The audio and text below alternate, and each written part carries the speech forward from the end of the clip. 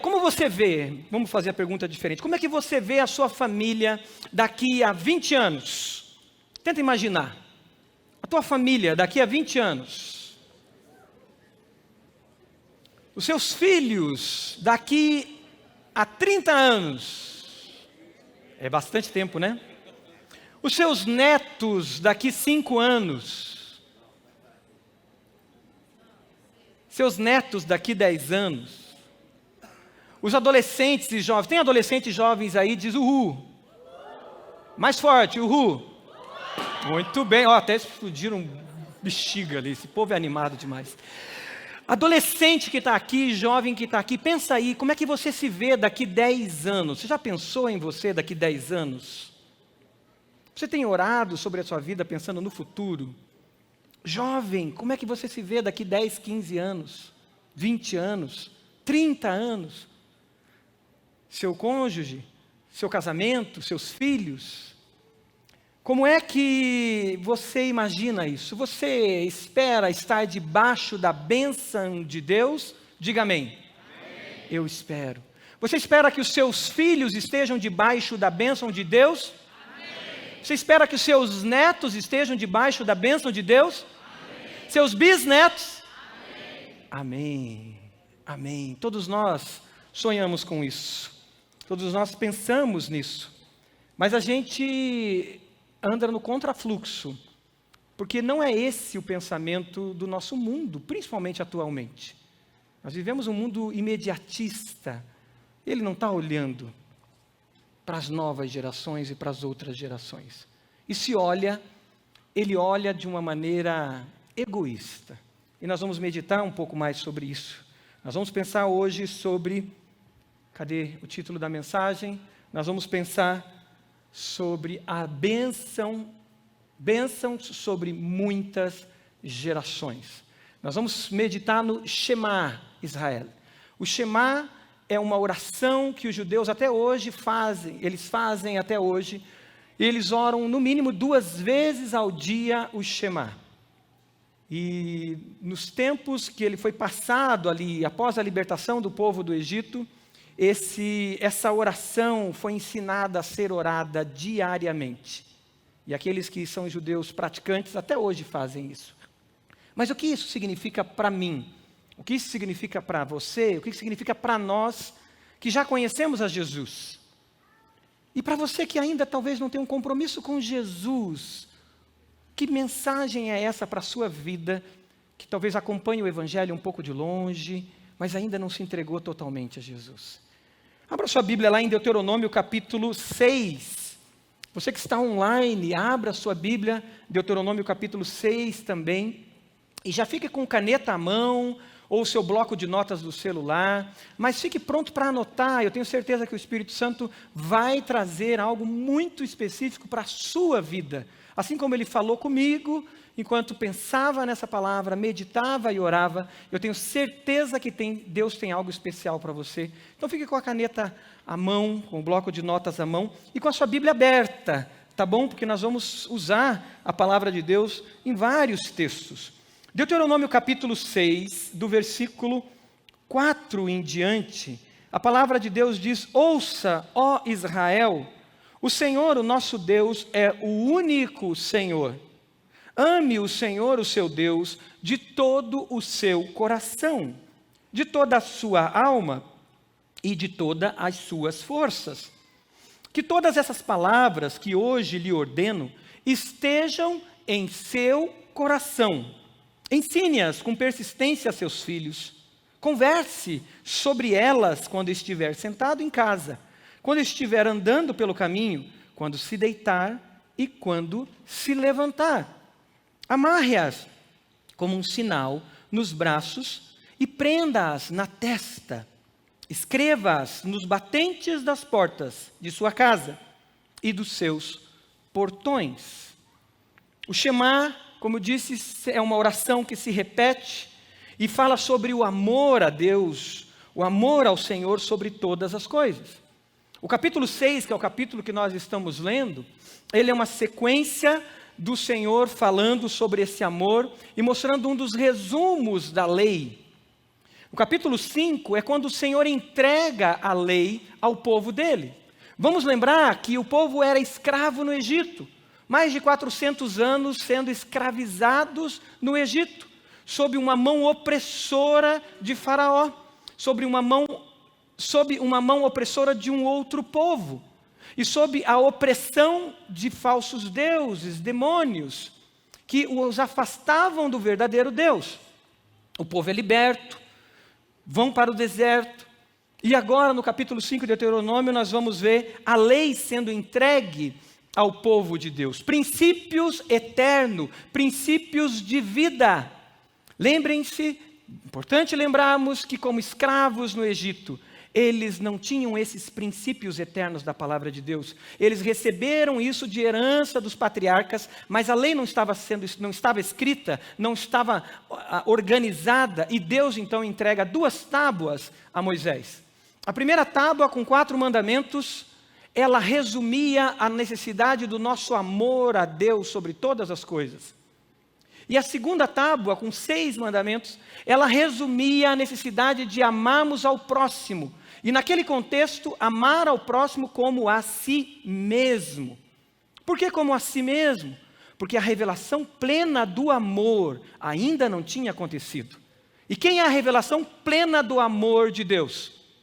Quem? Jesus. Jesus ainda não tinha vindo. O Messias ainda não tinha chegado.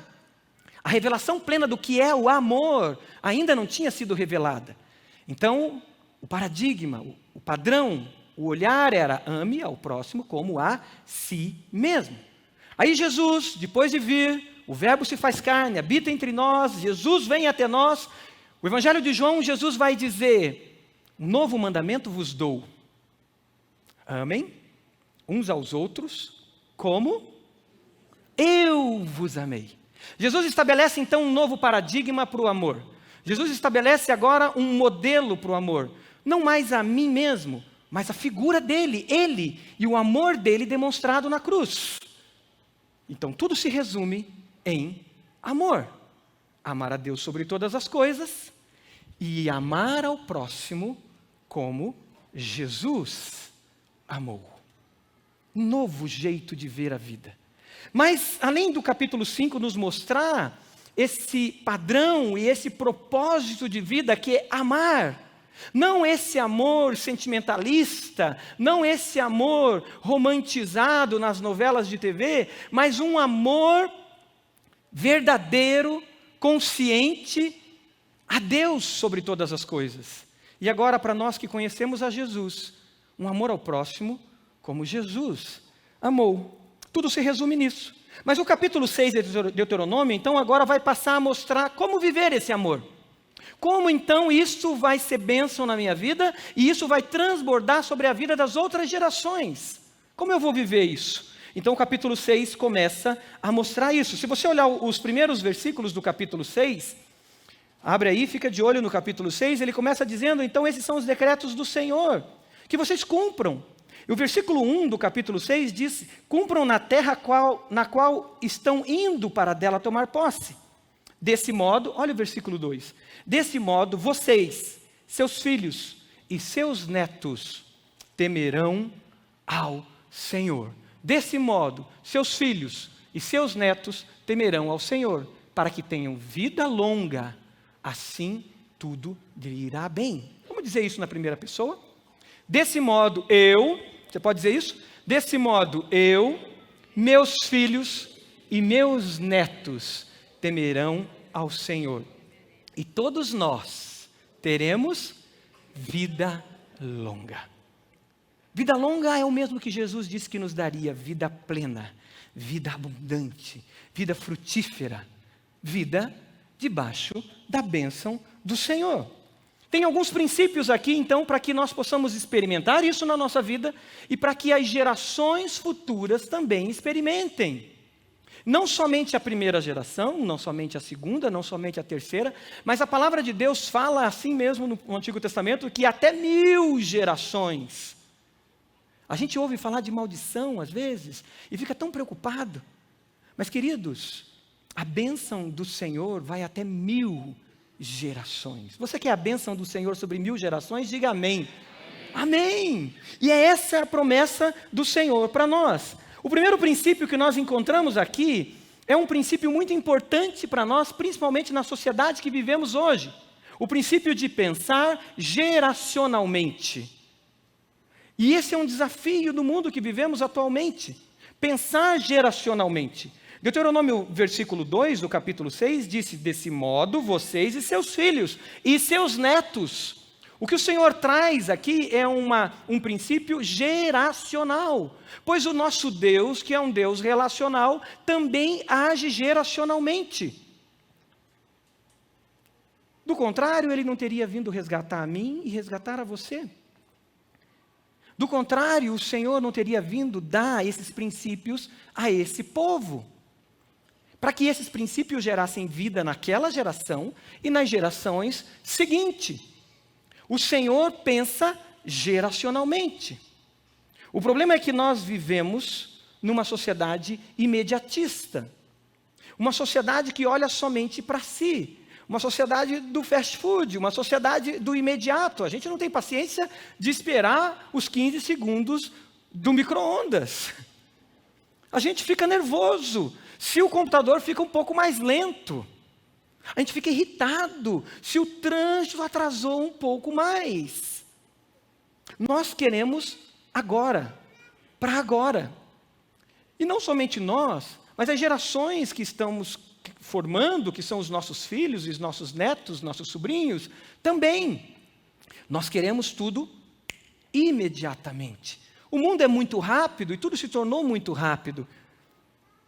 Mas quando pensamos geracionalmente, não é assim que devemos agir.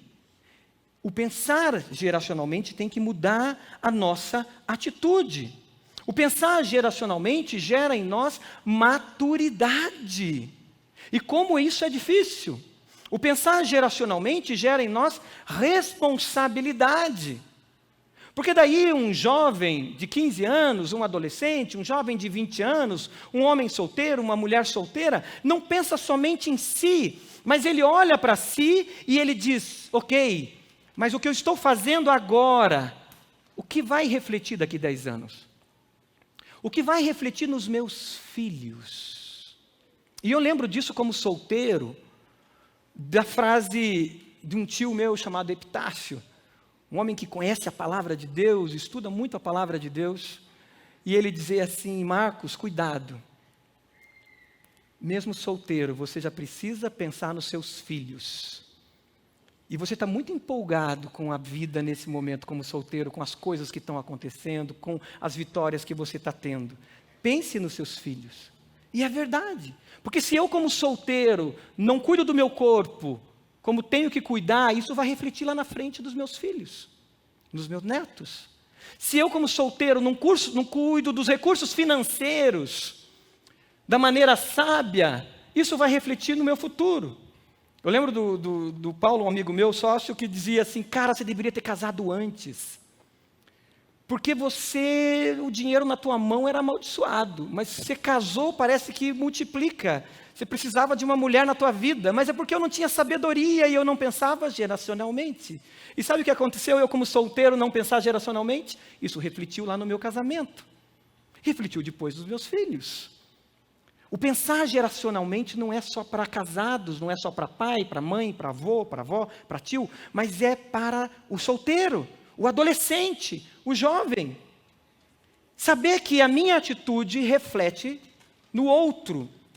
Mas a minha atitude não reflete só no outro, mas reflete nos outros e nas outras gerações. Entender que quando eu resolvo fazer calçada na casa toda, porque o mato cresce demais em Curitiba, porque chove muito, vai dar problema. Porque a chuva vai vir, não vai ter como a terra absorver e vai inundar a minha rua. Está entendendo como é simples pensar geracionalmente? Mas tão difícil muitas vezes, porque eu estou olhando para onde? Para a minha necessidade, para o meu imediatismo. Agora, se acontece isso na minha rua, sendo alagada porque eu resolvi encher de calçada, meu vizinho resolveu encher de calçada, o outro vizinho resolveu encher de calçada, o que imagine o que acontece com o planeta quando eu não penso geracionalmente. Então, o primeiro princípio é pensar geracionalmente. Isso muda o colégio que eu vou buscar para o meu filho, porque às vezes eu quero o colégio mais caro, com os melhores professores, e aí eu tenho que trabalhar como um louco, mas eu não tenho tempo para de fato acompanhar meus filhos. E eu acho que o colégio vai resolver o problema da educação dos meus filhos. Isso muda a maneira com que eu olho para os meus cursos, para os diplomas que eu quero ter, para a minha carreira. Isso muda a maneira que eu olho para os meus bens, a maneira que eu olho para a minha agenda, a maneira que eu olho para o recurso financeiro na minha conta bancária. Pense geracionalmente. O Shema, então, ele é um movimento do amor de Deus que nos leva a pensar geracionalmente. Você tem pensado geracionalmente? Você, adolescente, já tem feito esse exercício de repente orar pela sua futura esposa? Ah, tem mãe que fica com medo quando eu falo isso, né? Meu Deus, não, pastor. Mas é. E você, mãe, tem orado pela futura esposa do seu filho? Ou da sua filha, o seu futuro esposo da sua filha? Pensar nas gerações.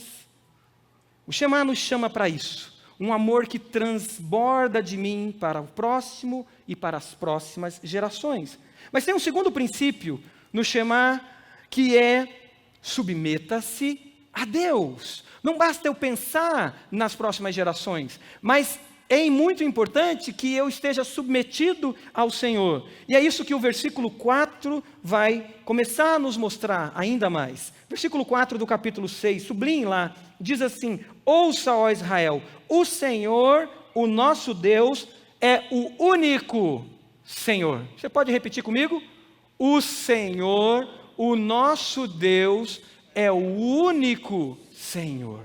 Sublinhe a palavra único. Parece tão simples isso para nós, né?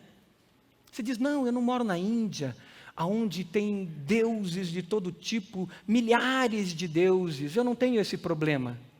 Não, eu não estou no antigo mundo grego, que tinha deuses que você tropeçava na rua, totens, imagens. E a gente acha que isso não tem a ver conosco. Tem tudo a ver conosco.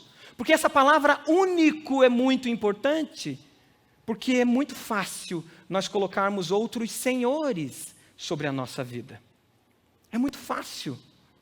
A palavra Senhor aqui, para nós talvez, precisa de um exercício para a gente entender melhor. A palavra Senhor aqui é dono. Dono. Um único dono seu. Um único dono nosso. Porque esse povo saiu do Egito e o dono desse povo era Faraó.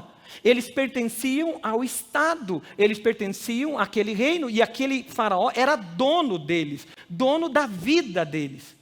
E quando Deus os liberta do Egito, o Senhor os resgata, e a palavra vai falar muito isso, eu os resgatei com mão forte, o Senhor os resgata e o Senhor os leva para uma nova terra, eles se tornam um povo exclusivo de Deus, e agora o Senhor diz para eles, cuidado, outros senhores virão para tomar conta do coração de vocês. Lembrem-se, eu sou o único Senhor. Como é importante a gente repetir isso sempre, queridos. Porque esses senhores aparecem sempre. E às vezes chamar Deus de Senhor, do nosso dono, pode causar arrepio em muitas pessoas. Porque talvez foi criado ouvindo aquela coisa de, cuidado, Deus castiga. Cuidado, Deus está vendo. Cuidado, mãozinha no que toca. Cuidado, olhinho no que vê. E aí você fica olhando aquilo e você fala, meu Deus do céu, Deus está ao meu lado 24 horas com um saco cheio de raios e Ele vai pinchar um raio em mim a qualquer momento. Meu Deus! E aquela coisa de medo que a pessoa não consegue andar porque ele está imaginando um senhor de barba branca com seus raios à mão pronto para jogar. E muitas vezes esse tipo de experiência faz pessoas terem medo de Deus. E o medo provoca fuga. Mas o medo muitas vezes também provoca violência contra Deus. Você já viu pessoas que não pode falar a palavra Deus perto dela? Que ela fica nervosa? Que você não pode falar de Deus, que ela fica iracunda, nervosa, irritada? Às vezes é medo mesmo. Porque com o medo eu sou capaz de fazer coisas terríveis. Você já percebeu que com o medo, às vezes, você é capaz de matar? Nós somos capazes de matar. Por reação ao medo. Por reação ao medo, a gente reage frontalmente àquilo que a gente teme. E muitas vezes, muitos abominam a Deus, porque tem uma experiência com o Deus errado, que não é o Deus da palavra de Deus. Mas tem um outro extremo desse Deus aí, que é esse Deus controlador, esse Deus que está com os raios na mão, que é o que vivemos muito nos dias atuais, que é o Deus bonachão. É o Deus Papai Noel.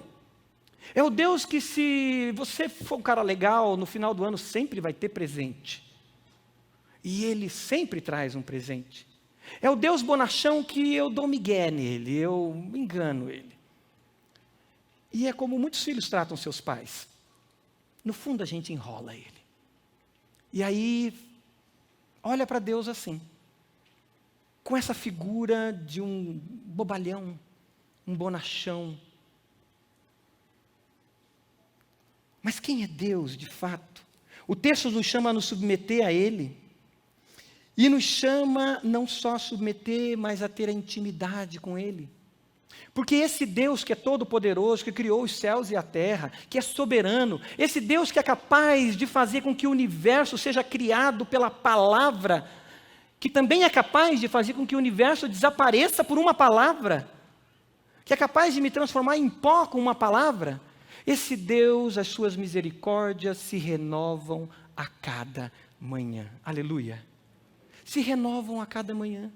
Por isso eu posso chegar diante dele com temor reverente, sabendo que ele vai me acolher. E sabendo que mesmo ele sendo capaz de me consumir, pois se não fossem as misericórdias do Senhor, nós seríamos consumidos. Eu posso adorá-lo e posso chegar diante dele. O Salmo 25:14, o salmista tendo essa visão clara de quem é Deus, o Salmo diz: a intimidade do Senhor é para os que o temem, ao qual Ele dará para conhecer os seus segredos. É esse Deus que Jesus nos ensinou a chamar de Pai. É esse Deus que Jesus nos ensinou a não chamar só de Senhor, mas a chamar de Pai. E Jesus chama de Papai, Abba. Mesmo sendo todo-poderoso, Senhor de tudo, eu posso chegar diante dele com temor, reverente e adorá-lo. E Jesus nos ensina isso. Ele é Pai. E não é Pai só meu, Ele é Pai nosso. Nosso. Submeta-se ao Senhor. O Shema é um movimento de rendição a Deus e sua soberania. Então, enquanto eu penso geracionalmente, eu também penso e ajo submisso a um único Senhor. Deus, nosso Senhor. Mas tem um terceiro princípio, e agora, descendo nessa escala para algo mais profundo no nosso coração, é o princípio que aparece no versículo 5 e no versículo 6 de Deuteronômio capítulo 6. O versículo 5, a palavra de Deus vai nos dizer: ame o Senhor. Esse Deus que é Senhor, que é meu dono, que é o nosso dono, agora ele diz: ame a esse Senhor, ao seu Deus, de todo o seu coração, de toda a sua alma e de todas as suas forças. E que então essas palavras que vocês estão ouvindo, guarde-as no seu coração. Estejam guardadas e presentes no seu coração. Esse Deus que é Pai, que Jesus nos ensina a chamar de Pai, esse Deus agora, Ele mostra a importância de olharmos para Ele, não mais só como Senhor, mas olharmos para Ele em amor. E por quê? Porque Ele nos amou primeiro. Esse povo foi liberto do Egito. Esse povo foi resgatado da mão opressora de Faraó. Esse povo agora tem acesso e privilégio aos princípios eternos que geram vida e vida plena. Esse povo agora, eles têm um único Deus e eles são uma família resgatada, reunida novamente. Esse povo agora se encontrou com o seu pai. Deus os amou primeiro. E não é isso que acontece conosco, que tivemos um encontro com o Senhor Jesus? Quando Jesus me resgatou, Ele não me tirou do império das trevas, como diz Efésios capítulo 2. Quando Jesus te resgatou, Ele não te arrancou dos vícios, Ele não te arrancou desse mundo que o fluxo dele é o fluxo para a maldade e para o pecado. Esse Deus não te resgatou e te alcançou quando Ele te livrou de tudo aquilo que o pecado pode te escravizar e te escravizava. Ele nos amou primeiro. E agora o que Ele diz para mim, e Ele diz para nós, e Ele diz para você: ame o Senhor, seu Deus, de todo o teu coração, de toda a tua alma, com todo o teu entendimento. O coração, queridos, é o centro das nossas emoções. O coração é o centro dos nossos desejos. Muita coisa fica na nossa mente. Nós podemos olhar para as Escrituras, nós podemos conhecer esses princípios eternos das Escrituras, mas eles podem não descer ao nosso coração. E um dos caminhos mais longos que existe é o caminho da mente para o coração. E como esse caminho muitas vezes dói para que aconteça. Porque o caminho da mente para o coração é o caminho da crucificação do nosso ego. É o caminho da crucificação da nossa carnalidade. O caminho da mente para o coração é o caminho da santificação, até que o nosso coração seja totalmente do Senhor e entregue ao Senhor. Provérbios capítulo 4 vai nos falar sobre o coração como fonte. Acima de tudo, guarde o quê? O seu coração, pois dele depende toda nossa vida. Ele depende toda nossa vida. A fonte dos nossos desejos. É por isso que Jesus diz: aonde estiver o seu tesouro, ali estará o quê? O seu coração. É muito fácil termos tesouros que são nos oferecidos, que seduz a nossa carne, que seduz a nossa estrutura de homem e mulher que vive num mundo de pecado, e esses tesouros aprisionarem o nosso coração. E agora o Senhor nos chama a amá-lo, chama a viver esses princípios, mas Ele diz: leve da mente para o seu coração. O que pode estar em meu coração? Quais os deuses que podem tomar espaço no meu coração? Queridos, esse povo saiu do Egito, eles tinham toda a opulência egípcia, ele tinha toda a ciência egípcia, e o Egito era o centro do mundo daquela época. Centro científico, centro filosófico, centro econômico. E eles deixam aquelas riquezas, e agora eles vão fazer o caminho da mente para o coração. E aonde acontece o caminho da mente para o coração? O que aconteceu quando eles saíram do Egito? Foram para onde? Deserto. O caminho da mente para o coração acontece no deserto. É onde eu realmente me encontro comigo mesmo. Aonde eu encontro quem eu sou de fato. E é onde eu encontro os piores demônios que muitas vezes se tornaram tesouros dentro do meu coração. E agora esse caminho de peregrinação no deserto, um caminho dolorido, é o caminho da libertação. E eles entram nesse caminho. E agora, quais são os outros deuses que vão vir?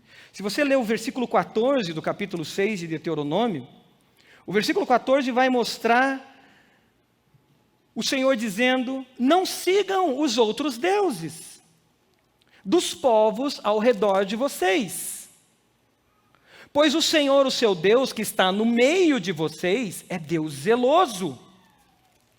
O que acontecia é que a pressão desses outros deuses eram constantes.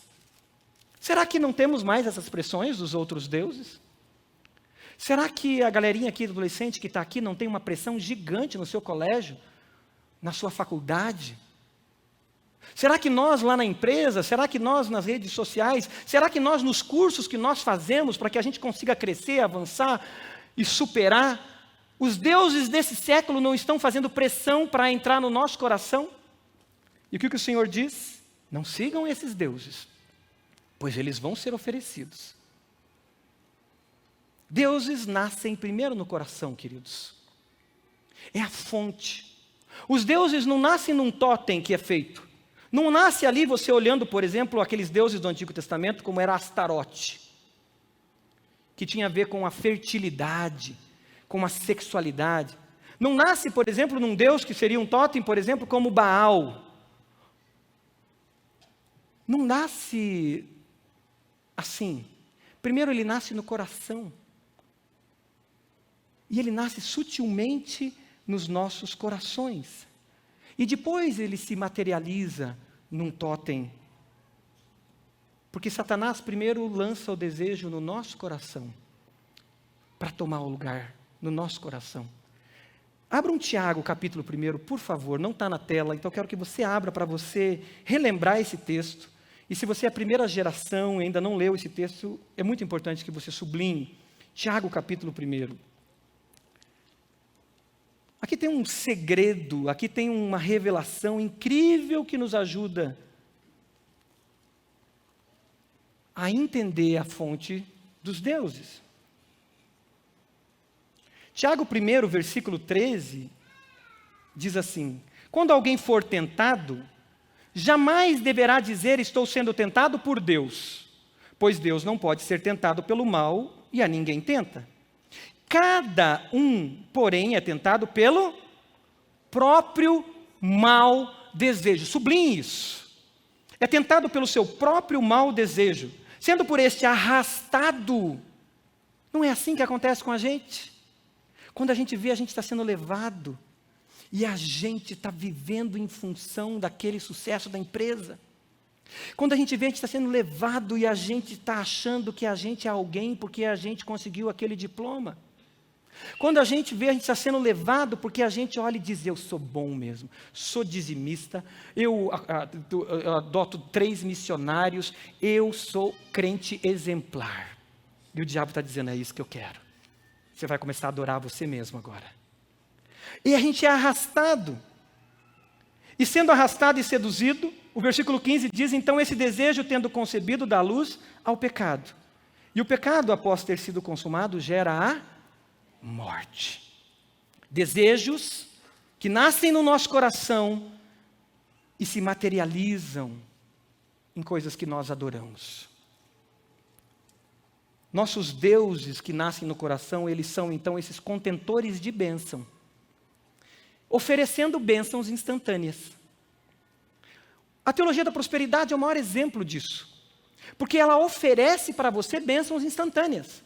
E eu vou dizer, ela dá a bênção instantânea. Porque você levanta na segunda-feira acreditando que você é o cara, que você nasceu para ser cabeça e não ser cauda. Você levanta na segunda-feira pronto e quando você faz aquela entrevista, o cara olha para você e diz, uau, esse é o cara, eu vou contratá-lo. Só que ela tem uma armadilha. Ela está gerando um Deus que é o teu sucesso. E ela é um contentor das bênçãos sobre as próximas gerações. Ela é uma barreira das bênçãos sobre as próximas gerações. Fomos seduzidos por algo aparentemente bonito, mas que atraiu o desejo do meu coração, que é eu ser o cara, é eu ter sucesso. É sutil, queridos, é muito sutil. Nós precisamos estar atentos. Crie essas barreiras. Sabe por quê? Porque o oposto da fé não é incredulidade. O oposto da fé bíblica não é o ateísmo. Não é deixar de crer. Mas o oposto da fé bíblica é a idolatria. Eu lembro de um professor meu, do Dom Bosco, fazendo cursinho, e no primeiro culto veio 2 irmãos falar comigo que conheceram ele também. Eu lembro que a gente terminava a aula e eu ia junto com um amigo meu que era metodista, a gente ia conversar com ele. E chegou um dia que a gente não aguentava mais, porque ele queria convencer a gente a não crer em Deus. Então, e a gente chegou para ele e falou: professor, o senhor é o cara, a gente admira muito você, o senhor é muito bom, mas a gente quer dizer um negócio, o senhor quer converter a gente. Ele falou: como assim converter? Eu nem creio em Deus. Eu falei: é isso o problema, você quer me converter a não crer em Deus. O senhor é um evangelista de mão cheia. Eu não creio em nada, não sei o que e tal. Eu creio na ciência e vai. Mas aquele professor tinha um Deus. O Deus dele era a ideologia que ele acreditava. E que ele acreditava como solução para a sociedade, como solução para o mundo. E ao acreditar tanto nisso, ele evangelizava aos crentes a não crer, para crer no Deus dele. O oposto da fé bíblica não é o ateísmo, mas são os deuses que surgem, seja a ideologia, seja o sucesso, seja o prazer. A nossa sociedade é hedonista. A nossa sociedade vive do prazer. E ai se não tivermos prazer. O Deus da felicidade. Eu tenho direito de ser feliz. E por eu ter direito de ser feliz, eu quebro alianças. Eu rompo compromissos. E eu não cresço. Eu não passo pelo caminho da libertação, que é o caminho do deserto. Que é o caminho do Senhor trabalhar as questões da minha alma tão profundas e que doem para ser arrancadas, o caminho da mente para o coração. O caminho do deserto da mente para o coração. Aonde eu vou ser confrontado com o meu espelho. E que vai revelar quem eu sou. E vai revelar os meus deuses. Porque o Deus felicidade diz para eu chutar o balde. E eu vou em busca da minha felicidade. Deuses sempre vão dar soluções momentâneas. Mas nunca bênçãos geracionais. E muito menos a eternidade. Jovens, vocês vão ter propostas que vai ser muito boas. E que vocês vão curtir. Vão curtir. Nesse curso novo que você vai entrar. Vai ser gostoso, vai ser bom. Mas saiba, o caminho é de morte. Porque os deuses e seus demônios dão soluções momentâneas. Quais são os deuses que tomam espaço no coração? Lucas capítulo 17, Jesus vai trazer algo concreto para nós disso. Lucas 17, do versículo 26 em diante, vai ser projetado. E esse texto, Jesus fala sobre a volta dele, ele diz: assim como foi nos dias de Noé, também será nos dias do Filho do Homem. O povo vivia comendo, bebendo, casando-se e sendo dado em casamento, até o dia que Noé entrou na arca. Um povo que vivia uma economia pulsante, um povo que vivia de bons recursos, um povo que tinha como comer, beber, casar e dar em casamento, rompia as alianças com muita facilidade. E aí Jesus continua dizendo: então veio o dilúvio e os destruiu a todos. Aconteceu a mesma coisa nos dias de Ló. O povo estava comendo e bebendo, comprando e vendendo. Você viu que economia boa? Um ministro da economia desse a gente tem que ter, né? Comprando e vendendo, volta lá por favor. Plantando e construindo. Mas no dia em que Ló saiu de Sodoma, choveu fogo e enxofre do céu e destruiu a todos. Acontecerá exatamente assim no dia que o Filho do Homem for revelado. Em outro texto, Jesus diz assim: porventura, quando o Filho do Homem vier, encontrará fé na terra? Que fé é essa? A fé bíblica. A fé de um coração rendido somente a Deus. Porque muitas vezes nós vamos estar com o nosso coração em outro lugar. E sabe o que acontece nessa fala de Jesus sobre a volta dele? Você vê que não aparece família naqueles dois povos? Não é o que está acontecendo nos nossos tempos, queridos. Uma desconstrução da família, uma desconstrução do que é a hombridade, do que é a masculinidade, do que é a feminilidade, uma desconstrução do que é compromisso, do que é a aliança. Uma sociedade que vive presa ao hedonismo, ela gera quebra de alianças, porque ela é focada no seu prazer. E gerando quebra de alianças, gera violência. Foi a sociedade de Noé, foi a sociedade de Ló. E gerando quebra de aliança, gera violência e gera orfandade. Foi a sociedade de Noé, foi a sociedade de Ló. E uma sociedade que vive na orfandade, pois perdeu a referência do pai, perdeu a referência da família, é uma sociedade que se desconstrói em promiscuidade, onde a sexualidade é distorcida, e ela vive uma pandemia ou uma coisa muito louca de bissexualidade, homossexualidade, transexualidade, qualquer idade que você queira imaginar. Porque desconstruiu o seu fundamento, diluiu-se, escapou pelos dedos, virou uma coisa sem forma, sem identificação, porque perdeu a essência. Que Deus toma um espaço no meu coração. Isso é muito importante nós perguntarmos. Que deuses? O salmista, no Salmo 139, 23, ele diz: sonda o meu coração, Senhor, e vê se há em mim algum caminho mau. Prova-me e conhece as minhas inquietações. Tiago, de novo, sublinhe para ler em casa com calma, Tiago capítulo 4, vai de novo falar de onde vêm as contendas que há entre vocês. Essas contendas, por acaso, não vêm das paixões que guerreiam dentro de vocês? Desejos que vão se transformar em ídolos, que vai gerar pecado e vai gerar morte. O que pode estar movendo o meu coração? Quais são as inquietações? O que de fato me move? Então o Senhor fecha essa primeira parte, para que todo o restante aconteça sobre outras gerações. O meu coração tem que ser só do Senhor. Os meus desejos têm que ser só dEle. E eu tenho que me submeter a Ele como dono, meu dono. Mesmo que isso doa no ouvido, o Senhor é o meu dono. E a partir daí, que as novas gerações vão receber, então, o transbordar disso na nossa vida, sobre a vida deles. E a continuidade, então, de Deuteronômio capítulo 6, o versículo 7, vai mostrar isso, dizendo, então, ensine isso que você vive com persistência. Viva ensinando e ensine com a vida.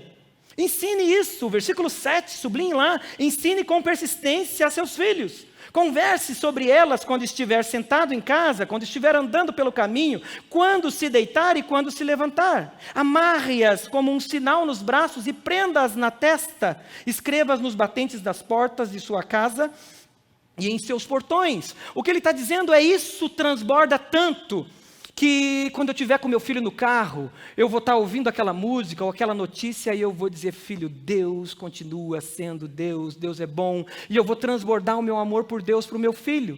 Quando eu estiver indo para a escola com o meu filho e eu vou estar conversando com ele, eu não vou parar e vou dizer, agora eu vou te dar uma aula sobre a Bíblia Sagrada. Não, eu vou falar de Deus, porque eu vivo Deus, eu estou em comunhão com Deus.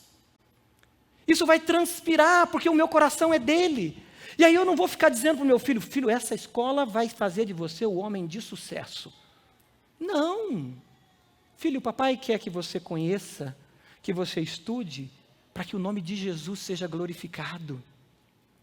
Para que esse mundo veja que existe beleza, que existe a bondade e que o bem existe. Mas não é para que ele seja rico, para que ele seja o cara de sucesso, mas é para que o nome de Deus seja glorificado. Filho, o papai está deixando esse trabalho, está diminuindo e mexendo na agenda, porque o papai quer conversar com você, o vovô quer conversar com você, a vovó quer conversar com você, o titio quer caminhar com você, para que você ame a Deus, porque eu amo a Deus e eu cada dia estou aprendendo a amar mais a Deus. Então o ensino começa a ser algo que é o transpirar nosso. Eu começo a ensinar com a vida. Porque a gente aprende com as emoções, nos momentos de mais emoção. E aí a gente deixa de dizer que é a igreja que tem que fazer. E a gente entende que sou eu que tenho que fazer. E a igreja me equipa para isso. Queridos, como tem sido bom agora, meus filhos foram para os Guardiões do Reino.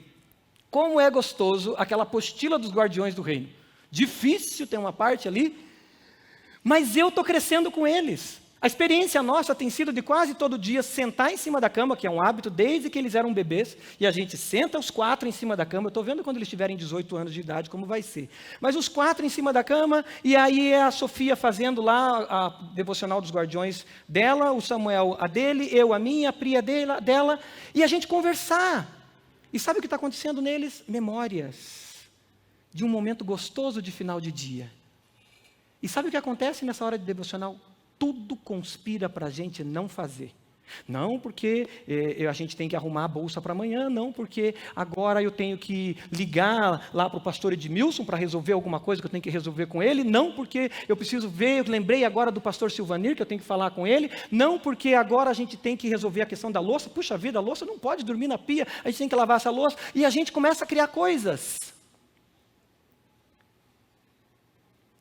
Mas se a gente não priorizar aquele momento, que a igreja está equipando a gente, não teremos outra oportunidade. E isso acontece com adolescentes e jovens também, de poder chamar os seus pais e dizer, pai, olha aqui o que eu recebi para estudar, olha o que eu recebi aqui para crescer na palavra. Como tem sido isso? Temos vivido isso, um ensino intencional e regular? Porque o versículo 7 diz, ensine com persistência, sublinhe isso, persistência aos seus filhos. Por isso que nós temos um dia como esse, queridos, que é o nosso Shabat, que é o nosso dia de descanso. A gente separa um dia como esse para estar na igreja, encontrar a família de fé, e isso tem que ser regular. Não dá para você vir um domingo, faltar 2. Vir 2 domingos, faltar 3. Não! Nós precisamos viver essa família de fé, do contrário nós vamos ser seduzidos. Eu vou ser seduzido, eu me conheço.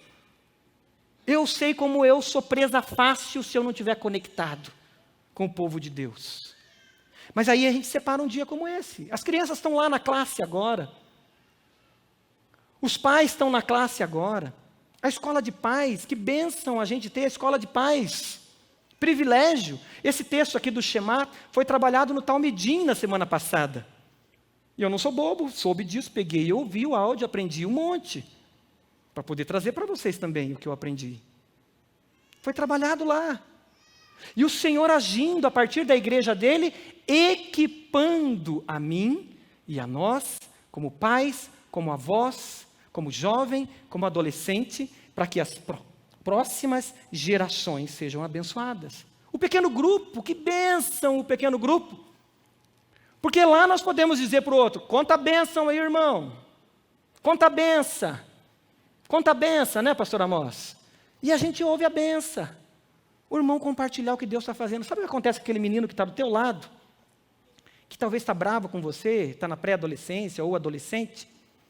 Aí lá no pequeno grupo, ele vai ver o pastor Edmilson contar uma bênção. Lá no pequeno grupo, aquele menino de 9 anos, de 12, ou aquele adolescente de 13 que está lá, ele vai ver, de repente, o Anderson contar uma bênção. E lá no coraçãozinho dele, ele diz, gostei desse Anderson. Gostei desse Silvanir. E sabe o que vai acontecer? O Anderson, o Silvanir, o Henrique, vai influenciar teu filho. E sabe o que vai acontecer? O que acontecia aqui. Um filho não é forjado só por um pai e uma mãe. Um filho é forjado por uma vila, por uma comunidade. O nosso pequeno grupo é uma loucura. O Davi, que é meu líder, está bravo comigo lá. O Franchello, que é meu líder, estão bravos. Porque nós incluímos as crianças. E vira uma bagunça no começo. É criança falando, é criança não sei o quê e tal. Mas elas participam. Elas veem a gente adorando a Deus. Elas veem nós compartilharmos. Aí depois elas saem, tem um tempo delas e depois elas retornam. Nós estamos pensando geracionalmente. Você tem vivido isso, querido? Essa bênção, ou os deuses desse século têm arrancado e mexido na tua agenda? E a tua agenda não tem tempo para investimento geracional. Tem mexido nas suas finanças. E nas suas finanças não há espaço para abençoar outros que precisam de investimento geracional. O nosso projeto Educa é um projeto contra a orfandade. É um projeto que trabalha com crianças que às vezes não têm a figura do pai, ou se tem a figura do pai, é um pai ausente. E ali nós precisamos investir financeiramente para que ele aconteça. O órfão na Bíblia Sagrada é algo de capa a capa, que é algo que o Senhor trata, que nós temos que cuidar. Como nós temos tratado o dia do Senhor, o domingo, a escola bíblica, os pequenos grupos. Nós precisamos priorizar. E eu me lembro, um dia estava do lado do pastor Avelino Ferreira, e ele tinha uma folha escrita assim, Projeto Vida Plena. E eu, curioso, fiquei do lado ali olhando o que era aquilo, eu achei que era um projeto de evangelismo, alguma coisa. E aí ele falou, o que estás a olhar aí, menino? 2002, eu devia ter meus 20 e poucos anos, tinha recém-chegado. E aí, eu falei, não, pastor, desculpa, é que eu vi aqui, eu achei que era um projeto de evangelismo. Não, não é. Isso aqui são minhas vitaminas. Aí tinha uma lista de vitaminas lá, acho que o doutor Jucinir passava aquelas vitaminas para ele ali. E aí, no meio estava escrito café. Eu falei, tá, mas tem um monte de vida escrito café, o senhor anota que o senhor tem que tomar café todo dia? Ele falou, não vejo que é um acróstico? C-A-F-E. E aí quem lembra das pregações do pastor Avelino, ele falava do café. Ele falava, isso aqui é meu tempo a vitamina mais importante que eu tenho.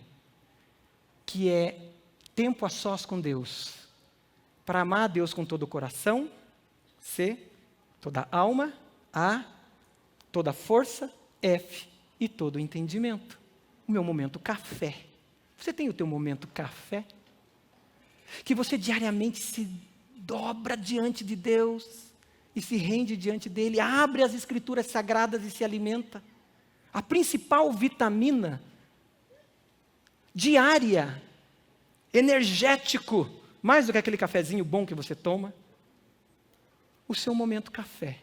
E eu aprendi com o pastor Avelino que todo dia eu tenho que ter o meu momento café.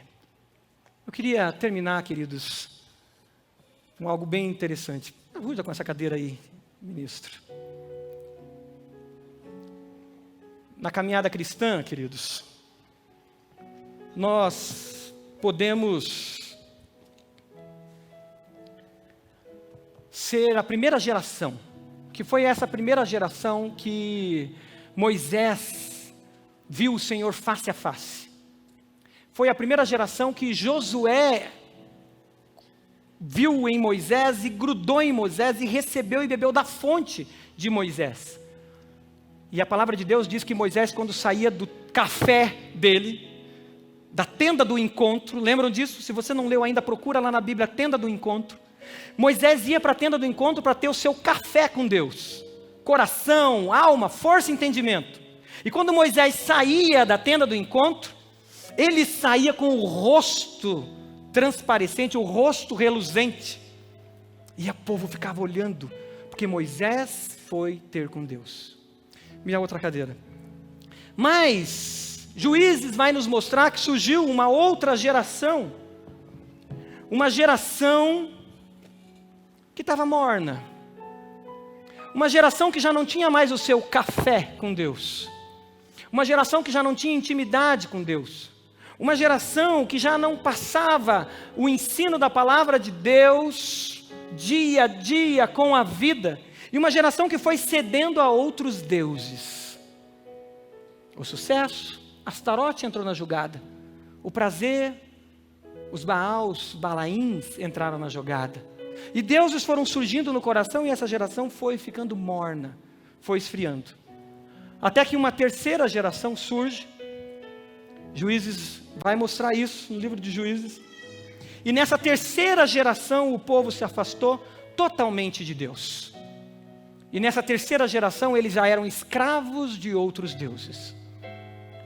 Eles já cediam aos cultos pagãos. E eles queriam sim o sucesso na agricultura deles. Então vamos para Baal, porque Baal responde rápido. Eles queriam sucesso na vida, no prazer, na fertilidade. Vamos para Astarote. E esse povo se tornou escravo, porque eles se distanciaram dessa intimidade com Deus. Tem uma imagem que vai ser mostrada agora, que fala um pouco ainda mais dessas cadeiras. A primeira cadeira é o meu Deus, é o meu prazer. Eu me satisfaço em Deus. Aquilo que o salmista fala, eu me deleito no Senhor. Mas tem uma segunda geração que é Deus precisa me dar prazer. Então Deus está aqui para me ajudar, para me servir. Deus é quando eu preciso dele, eu vou lá e busco ele. Mas tem uma terceira geração que é: o meu Deus, com letra minúscula, é o meu prazer. Eu crio meus deuses. Então o meu prazer é o meu sucesso, o meu prazer é a minha vaidade, o meu prazer é o meu orgulho, o meu prazer é o meu nome ser famoso, o meu prazer está ligado a mim mesmo. O outro slide ajuda a gente a pensar um pouco mais. A primeira geração diz: eu sou servo de Deus. Deus é meu Senhor, o meu dono.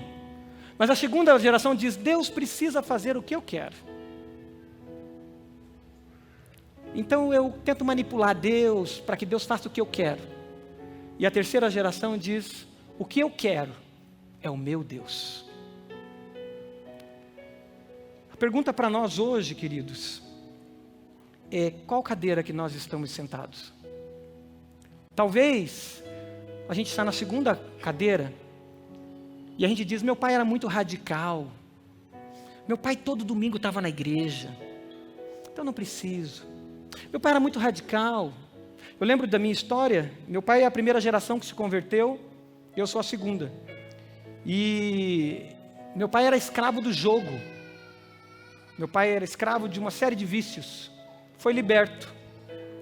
Aqui eu fui tentado de novo a ir para o jogo. Aqui eu comecei a ser tentado de novo, dizer: não, mas é só um golinho, não faz mal socialmente. E se eu não acordasse, talvez eu estaria gerando hoje a minha terceira geração bem longe. Graças a Deus por um pastor, Avelino Freira, que diz: Marcos, você precisa de café. Você precisa voltar para a primeira cadeira de intimidade com Deus, de rendição total ao Senhor. Qual cadeira você está sentado? A Europa teve experiências com Deus tremendas de avivamentos. Uma segunda geração curtiu os benefícios da primeira. Tanto que o Max Weber vai escrever sobre a origem do capitalismo, dizendo: olha, aqueles princípios deles lá deram certo, porque eles colheram prosperidade em todo o tempo. Mas esse povo aqui se acomodou. Eles não voltaram para cá. O que aconteceu com a Europa hoje? Aborto, suicídio, promiscuidade, depravação. Vive ainda um pouquinho das consequências da bênção, mas estão muito longe de Deus. Qual cadeira você está? Você pode fechar seus olhos? Você já entregou a sua vida ao Senhor Jesus, dizendo que tudo é dele, para a glória dele? Você já sentou na primeira cadeira? O convite do Senhor hoje é você sentar na primeira cadeira. Você se rende ao Senhor Jesus e diga: Senhor, eu quero sentar na primeira cadeira. Eu quero ter intimidade com Deus. Eu quero a bênção sobre muitas e muitas gerações. Eu não quero ser enganada pelos deuses desse mundo. Eu não quero ser enganado. Se você entende isso e crê nisso, levante uma das suas mãos dizendo: eu quero sentar na primeira cadeira. Amém, em nome de Jesus. Deus abençoe. Deus abençoe. Mais alguém? Levante. Deus abençoe, querido. Deus abençoe, em nome de Jesus. Deus abençoe à minha esquerda lá, aquele irmão. Deus abençoe, querido. Deus abençoe. Deus abençoe você, querido, aqui na frente. Deus te abençoe, em nome de Jesus. Você quer sentar nessa primeira cadeira? Talvez você esfriou e está morno, e está deixando de transbordar, e o Senhor te chama a vir para a primeira cadeira. Hoje é o dia de você dizer: Senhor, eu quero voltar, e eu quero viver intensamente.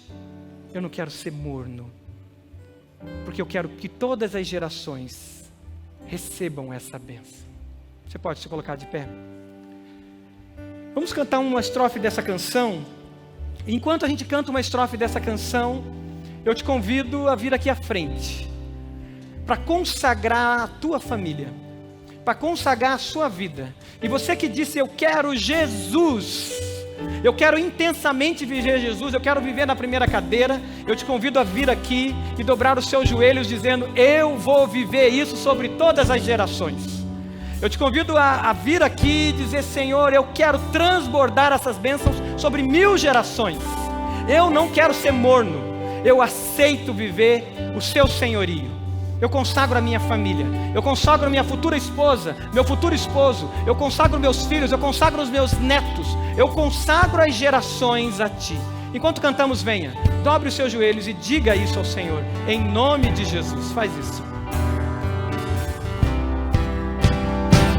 Eis-me aqui outra vez, diante de ti abro meu coração, meu clamor tu escutas. Abra as barreiras diante do Senhor. Fazes cair. Diga, Senhor, revela se existem barreiras. És fiel, Senhor. Diga, Senhor, revela se existem ídolos, Dizes desejos palavras que me aprisionam. Diga isso ao Senhor enquanto você ora e canta.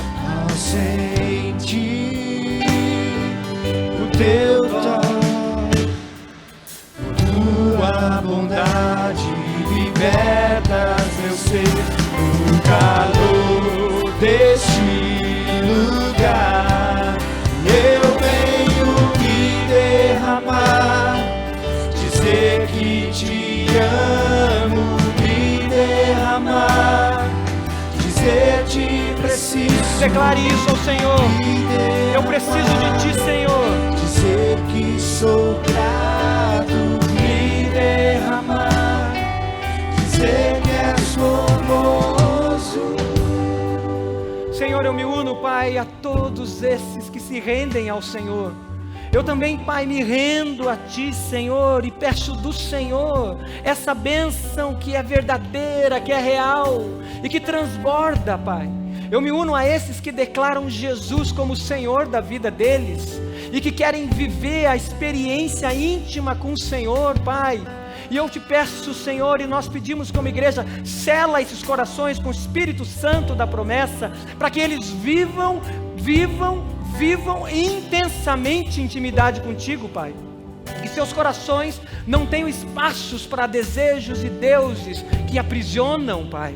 Ó Deus, eu me uno àqueles que saem da mornidão e se sentam na cadeira da intimidade e querem viver intensamente contigo. Ó Deus, revela os deuses que podem estar nos corações, revela os falsos desejos que possam estar aprisionando, revela, traz à mente, Senhor, para que eles possam transbordar sobre as novas gerações. E como igreja de Jesus, nós nos unimos para tomar posse dessa promessa, de que 1000 gerações viverão ao Senhor, rendidas ao Senhor, e que maldição alguma, e que aprisionamento algum fará nos distanciar do Senhor, porque o nosso coração integralmente é teu. Por isso usa os ministérios dessa igreja, usa os guerreiros, usa, Senhor, o ministério de mulheres, usa o ministério de casais, usa a nossa escola bíblica, a escola de paz, usa todas as áreas dessa igreja, para que seja uma igreja de pessoas libertas, que têm intimidade contigo e transbordam sobre outras gerações. Recebe, Senhor, a tua igreja e faz-nos experimentar a bênção geracional, para que a gente não seja presa fácil de tantas falsas ofertas desse mundo. Recebe a tua igreja e abençoa. É a nossa oração em nome de Jesus. E a igreja diz: amém, amém.